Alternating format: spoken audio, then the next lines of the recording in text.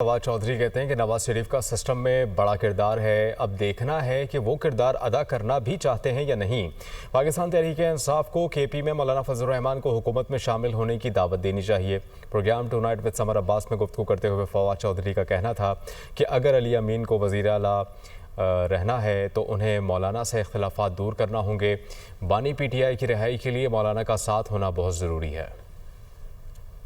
अगर एक बड़ी सोच चाहिए तो फिर तो नवाज शरीफ साहब का बड़ा इंपॉर्टेंट रोल है, और रोल उनका यही है कि उन्होंने पाकिस्तान के निज़ाम को वापस जमहूरी तौर पर बनाने के लिए अपना किरदार अदा करना है।